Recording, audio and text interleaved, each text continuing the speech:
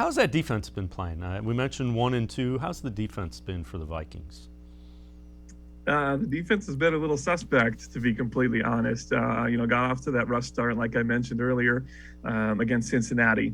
Allowed some points, and they allowed points against Arizona. And in the first half of the Week 3 game against Seattle, they were allowing points, and it looked like it was going to be a track meet, a very high-scoring affair, and they were going to be able to stop anybody on either side of the football.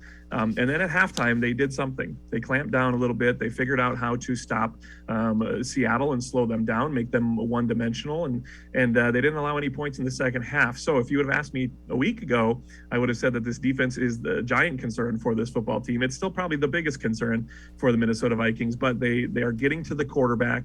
They are pressuring, and they're covering just enough, I guess I would say, in the secondary to get them an opportunity to be in these football games. And that's all any team can ask of their defense from time to time.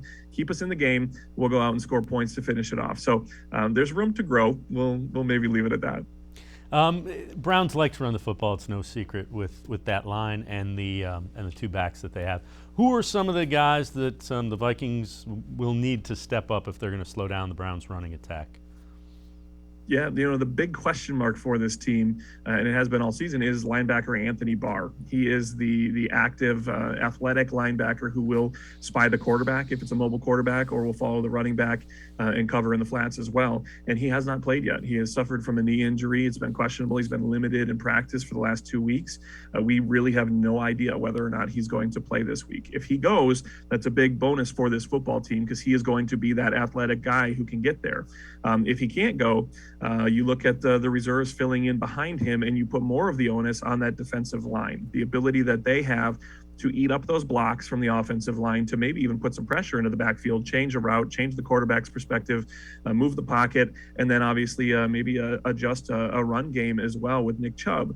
The defensive line, the theory, the way that Mike Zimmer likes to run that defensive line is in shifts. So there are a lot of players, you're going to hear their names. There's a couple stars like Danielle Hunter that you'll recognize the name of, Dalvin Tomlinson in the middle, but they will shift guys in and out to keep bodies fresh. That's one of the tactics that they like to use, to keep fresh bodies there, so they don't have to worry about being tired. They can get those bodies in. They're deep on that defensive line, and they have that opportunity then to change the game up front. That's going to be what they're going to look for, if Anthony Barr can't go on Sunday. And that's another thing that Kevin Stefanski has kind of borrowed and brought over from Mike Zimmer, is a deep defensive line that likes to shuffle people in.